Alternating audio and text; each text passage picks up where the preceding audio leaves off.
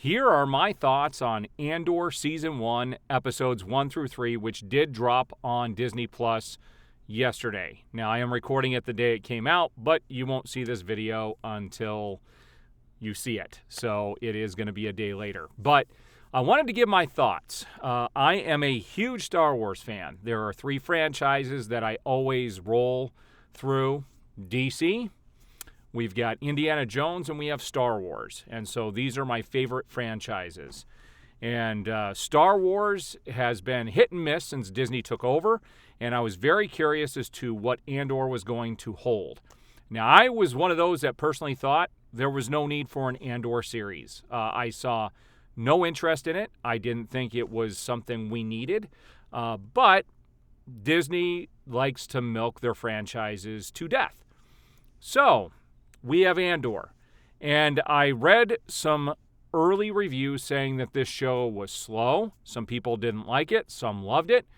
I read there was no fan service in the show. And in fact, I can confirm that in fact is the case. So here are my thoughts on the first 3 episodes. We get to see a lot about Andor. We get to see his backstory, and they do keep cutting back to when he was a kid, which to me was quite annoying. I really did not have an interest in seeing the stuff from when he was a kid because it really didn't, as of yet, hasn't added a whole lot to the story.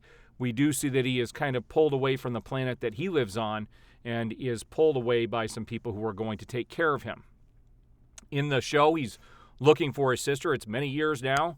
And let's talk about the connection with Star Wars here.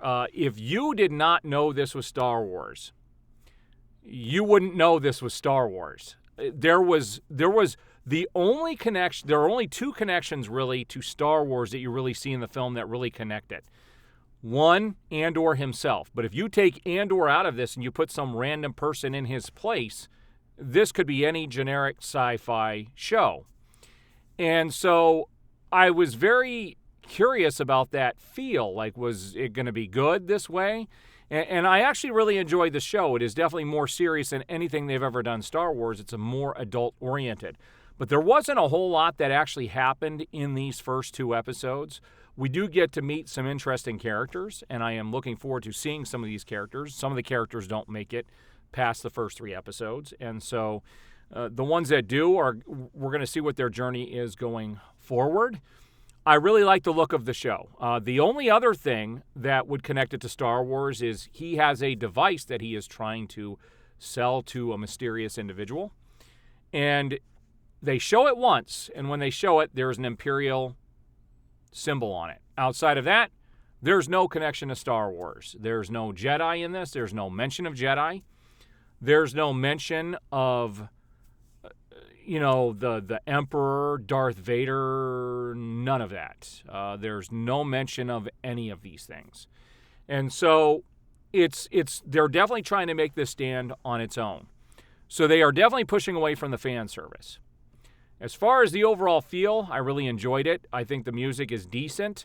And I can't really give a review on it at this stage because there are going to be more episodes. This season has a lot to offer. And I'm going to see if I'm going to be reviewing these week to week or not. I may do them week to week.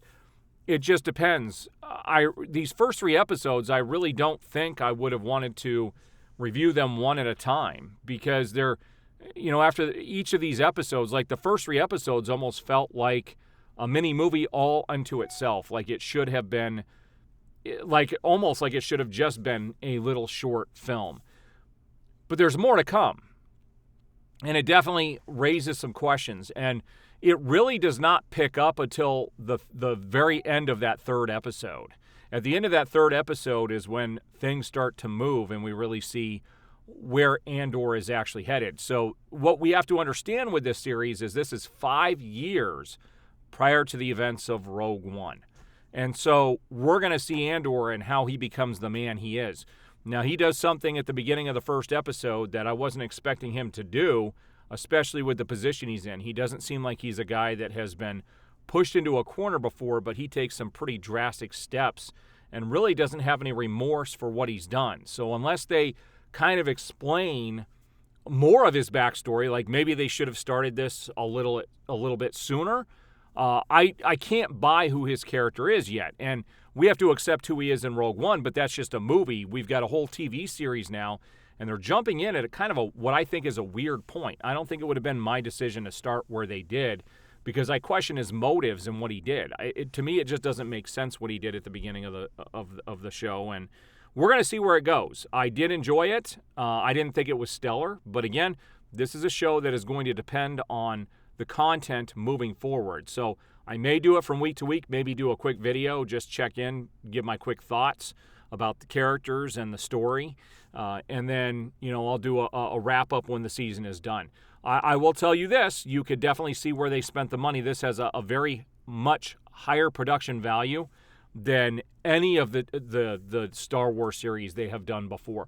This is the production value that I would have liked to have seen with Obi-Wan, but they decided to spend it here on Andor, which is questionable. Disney does a lot of questionable things. But we're going to see where this goes going forward. I do appreciate the support. If you guys have watched the first 3 episodes, what did you guys all think? I'm very curious to hear what other people thought of these first 3 episodes. All right, we'll see you on the next video.